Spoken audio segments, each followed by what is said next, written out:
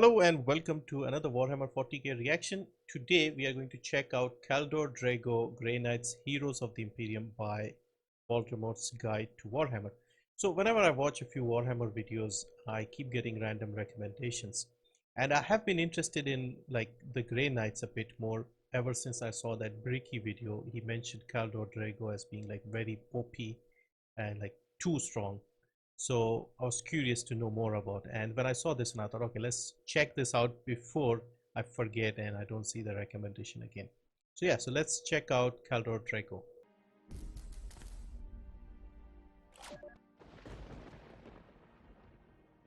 I do like a lot watching Baldermort's videos, but the thing is I don't do much reaction because he's so good with the way he narrates and explains everything that I just forget about everything and just listen to the whole thing. So hopefully I'll try and do a bit more reacting.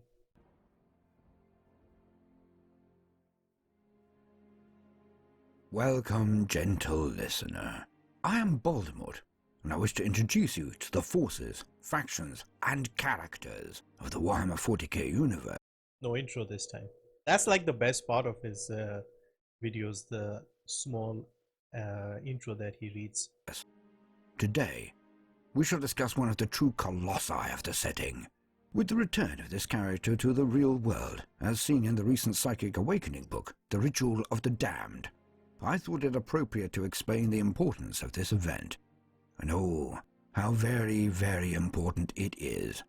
For there are few characters in the present grim darkness of the future who are as storied as the Supreme Grand Master of the Grey Knights, Kaldor Draigo. Long has his return been yearned for by his fans, his chapter, and the scant few forces of the Imperium who know of or remember this mighty titan. With the Psychic Awakening tearing... So he's come back. Gilliman has come back. Seems like quite a few people are returning. The very fabric of the Imperium apart, and threatening to capsize the entire galaxy into the flames of hell, the warp. It is a great blessing to the forces of mankind that he has returned to their number. Please see my reading of the Psychic Awakening book, Ritual of the Damned, for details. I think GW have actually knocked out a corker there, but I'll let you judge. So, gentle listeners, let us lean on existing wisdom to update us on this mighty knight, this true son of the Emperor, for I fear I cannot match the words therein contained.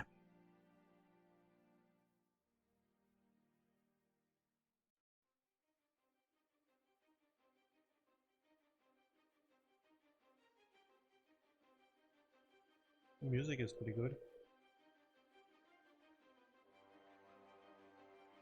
To quote, Lord Kaldor Draigo, Supreme Grand Master of the Grey Knights. The tale of Kaldor Draigo truly began during the demon incursion of the world Akralem. Makar the Reborn had led forth a demonic army from the realm of chaos, and would be satisfied with nothing less than the ruin of not only Akralem, but the entire Vidus sector. It was inevitable that the Grey Knights would stand against such a threat. Together with 9 regiments of Imperial Guard and Space Marines from the Astral Knights and Flesh Tearers chapters, the Third Brotherhood of the Grey Knights, in whose ranks Draigo fought, descended upon the world. What awaited was one of the most terrible battles of that century. There could be little doubt that if the Grey Knights had not been there, Akralem would have fallen. The tide was only turned by their daring strike against Makar's Warp Fortress. It was here that Kaldor Draigo, a freshly ennobled battle brother, made a name for himself. It was Draigo who dealt the death blow to Makar, and so cast the demonic horde back into the warp. But the daemon clung to life long enough to place a vengeful curse upon his slayer. Victory is yours this day, mortal, but know that if ever you set a foot upon this world again, you and all who follow you shall walk with damnation for 10 millennia. Makar the Reborn, to Knight Draigo. Victory on Akralem saw Draigo acclaimed with the rank of Justicar. the first of many such promotions. For 2 centuries, Draigo served his chapter and emperor with unfailing distinction. He earned honours and glory, unsurpassed by any Grey Knight before him, save perhaps Janus himself, foremost of the founders whose deeds had shaped the Imperium in its darkest hours. He became Supreme Grand Master in late Millennium 41, following the slaughter of the previous chapter master at the hands of the demon Primarch Mortarion, and in the same battle, he carved his forebear's name upon Mortarion's rotting heart, an insult that the demon has never forgotten. The death of the demon Primarch was quickly tempered by the dark visions of the prognosticators. Draigo's ascension to Supreme Grand Master had disturbed the path of fate, though none could foresee the consequences. 2 centuries after Draigo's victory on Acrelem, an astropathic distress beacon brought news to Titan that Acrelem had been invaded by demons once again. Upon learning of this, Draigo knew without doubt that Makar had been reborn, and this was the Demon Prince's attempt to bring true his curse. Having so determined, Draigo gave word forbidding his chapter to involve themselves with Acrelem, lest others fall prey to the doom that was his burden to bear. A duty his battle brothers bore unwillingly, though. To his knowledge, none disobeyed. Yet the world was not to be abandoned to its fate. Draigo took ship to Acrelem there to meet his unfolding destiny alone. So it was that KALDOR DRAIGO, Lord of the Grey Knights, came once again to Acrelem. He spoke few words, yet his grim purpose was plain to behold, as he trod old battlefields, reawakened to flesh slaughter. At the siege of Castle Gorseth, it was Draigo who unleashed the Psi flame that swept the demons away, and he who struck down the plague-rotten abomination that commanded the assault. In the Tribarian Valley, it was Draigo who held rear guard in the narrowest part of the pass, holding the baying hordes of madness at bay, while the Cadian 912th fell back. Survivors of the retreat recount that Draigo held that rock-strewn corridor for 2 days, never once missing a blow, nor taking a backward step.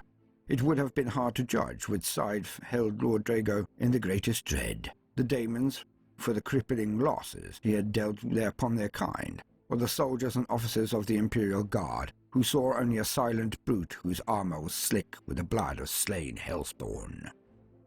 The confrontation between Draigo and Makar took place upon the pinnacle of Shadow Peak, before the swirling warp rift from which the Demon Prince drew his unholy power. As Imperial Guardsmen battled against the braying demon hordes, Draigo sought his enemy of old, for he knew Makar's death would end the demon's plans of conquest, just as it had so many years ago. On the edge of the rift they battled, the knight and the demon, each using every tactic at their command to break the other's guard. The battlefield rang to the sound of their titanic duel, to the clamorous strike of Nemesis' sword upon demonic blade, of silvered steel upon warp metal. The Demon Prince spat curses and insults at Draigo, but his words and sorceries could find no purchase. Again and again, Draigo summoned the sanctifying flame, yet Makar merely laughed at the charring of his own flesh. Draigo could not keep pace with his adversary forever. Makar's blade glowed darkly with warp flame, and he unleashed a blow mightier than any that had preceded it. The demon blade struck home with a dull crack, shattering the Nemesis sword halfway down its length, and driving the Grey Knight to one knee. Makar bellowed with victory, and brandished his blade for the final blow. However, Draigo was not yet spent. Roaring his battle cry, he rose up and thrust his sword's severed shard into Makar's black heart. With that one blow, Draigo delivered Acrelem for the second time. As death throes racked Makar's body, so too did they begin to tear at the warp portal he had summoned. The rift's baleful energies began to disperse, and one by one, the demons of his armies faded into nothingness. Yet, before the portal closed completely, Makar had one final act of vengeance. With his last strength, the Demon Prince cast his talons around Draigo's throat, and heaved the great knight into the collapsing rift. So did KALDOR DRAIGO pass out of the mortal world, and into legend. The tale of KALDOR DRAIGO did not end that day, as many supposed, for he survived his passage into the realm of chaos. Lesser men would have been driven insane by their arrival in the domain of the Chaos Gods, where damnation lurks upon every path. Yet Draigo's mind had long been hardened to the madness and seductions of chaos, and he somehow endured in this land, where no other man could. For uncounted age, Draigo wandered that terrible, ever-shifting landscape. His path was strewn by demons who sought to slay him or seduce him to darkness. Yet through bitter struggle, Draigo overcame each of them. Atop the blood falls, with the acrid ichor of Khorne's fallen chaos champions, tumbles endlessly into the void. Draigo slew the great bloodthirster Karvoth. With cleansing fire, he drove demonic taint from the beast's great axe, and used the molten remains to reforge his sword, sundered in battle with Makar the Reborn, so long ago. He unleashed sanctified flame again amongst the writhing jungles of Nurgle's domain, and for a long time the gusting warp winds that buffeted him carried a charcoal stench and the tortured screaming of demonic vegetation.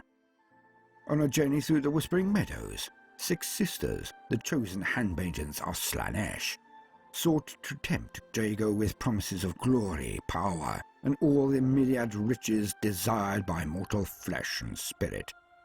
But their words could find no lasting purchase upon his soul, and he scattered the demonettes' dismembered remains amongst the alabaster grasses. At the gates of the inevitable city, the Lord of Change, Makchen, offered Draigo a path homewards, but in reply the Grey Knight smote the city walls and left the bird demon entombed amongst the ruins. However, the mortal world was not yet done with Lord Draigo. When the prophet of Jostero forged an alliance with the demon Nakarai, he drew a portion of the realm of chaos into the mortal world, and Draigo was drawn through along with it. So was Draigo briefly reunited with his chapter, for a brotherhood had arrived on Jostero to combat Nakari's threat. Draigo was clearly long adrift in time, for he did not recognize these warriors, that they embraced him as their brother, and fighting side by side, they cast down the mad prophet of Jostero and banished his demonic allies. Alas, Draigo's victory was a hollow one, for when the gateway closed, the Grey Knight found himself drawn through the rift and trapped again within the warp. He had helped bring about the deliverance of Jostero, but could not save himself. Such has been Draigo's fate ever since, to walk the realm of chaos for unknown periods of time, on occasion taking his eternal battle into the mortal world for brief spans, before being freshly jailed upon victory.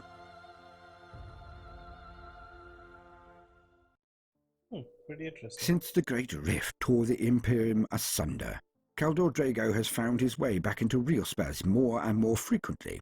Some of the Grand Masters believe that, as the Cicatrix Maledictum shredded the veil between reality and the warp, so did it weaken the bonds that tether Draigo to the Chaos Realm.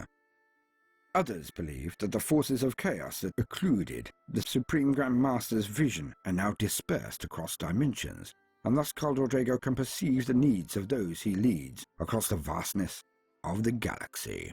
Regardless of reason, one thing is certain. Draigo has appeared to aid his Grey Knights multiple times since the opening of the rift.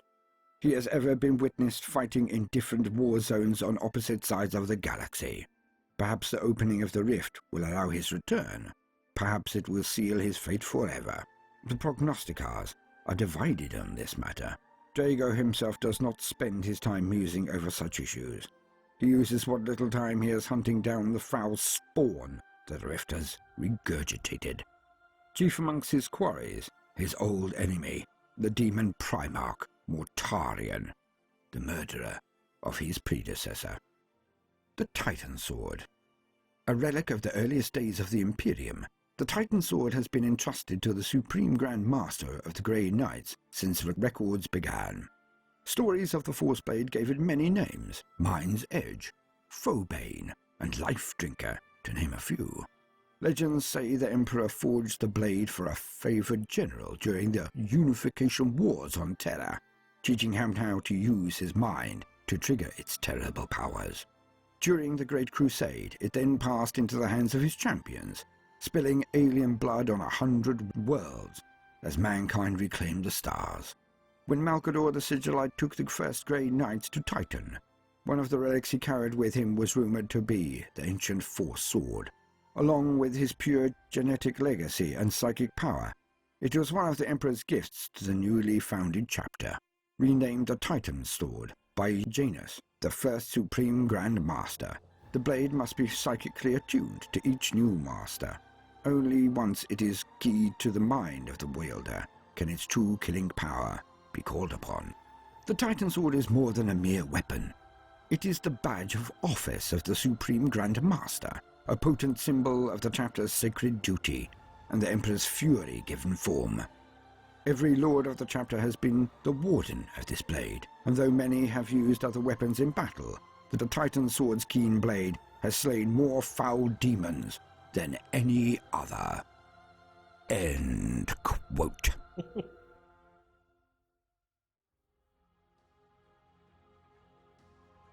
There's so much lore. Just the sword has so much KALDOR lore. Draigo has returned and has his sights firmly set on none other than the demon prince and primarch Mortarion, a chilling adversary and the promise of a clash of arms second to none. In my mind, it is as important and would be as dramatic as any battle between the avenging son, Reboot Gilliman, and any of his tainted siblings. We have yet to see if the Supreme Grand Master will again be sucked back into the warp on his doleful sojourn. But, as things stand in February 2020, it does appear that his return could be for good. And that is the perfect way to coin it. For good. For there are few, if any, that can match the might of this champion of the Grey Knights, and it is certain that he will not want for action, nor have time to rest on his laurels. For if he does not stand against the ever-increasing gaggle of demon princes and demonic primarchs that are striding from the warp, then none can. I have been Baldermort, your faithful servant. If you have enjoyed my introduction to Supreme Grand Master KALDOR Draigo, then do please consider liking and subscribing. If you are a regular gentle listener and see the worth in what we are doing, then do please consider sharing the entry or, if resources permit, supporting us on Patreon. It will be a great boon and will permit the continuation of the work. Now, no matter what you do today, do try to make some time for fun. Toodaloo. I think I'll try and watch Black Templars next, because that's also another legion that I like quite a lot.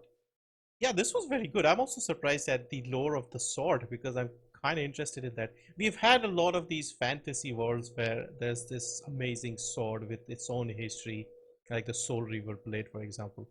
And yeah, KALDOR Draigo seems to be as powerful, maybe even more so than Primarchs, it seems, because he's directly fighting the Chaos Primarch, Mortarion.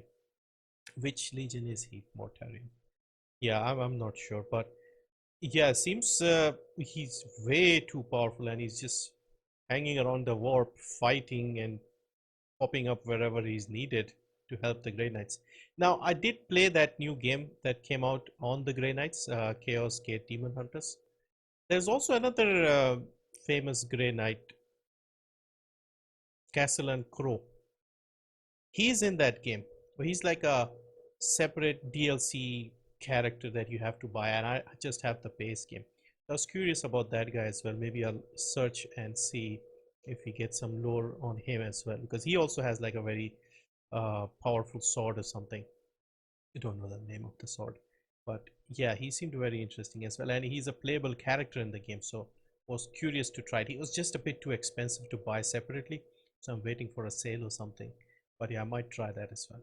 But anyway, yeah, this was another very good video and some interesting lore. He basically, narrated one major battle and how the legend was born, I guess. And yeah, it was entertaining to watch and listen to. So yeah, I think I'll try and watch the Black Templars lore next time, because I'm liking his style a lot more than some of the other, let's say, YouTubers, the 40k lore YouTubers. Like Major Kill is a lot of fun, but if you want like a basic understanding, I think Baldermort seems to be more interesting to listen to. Luton and others, they have very long videos, so I don't think they're suitable for reacting, but they're definitely good for watching like on my own, I guess. So I'll try and do that. But yeah, I'm liking Baldermort's style the most so far. Anyway, thank you for watching, and yeah, see you in the next one.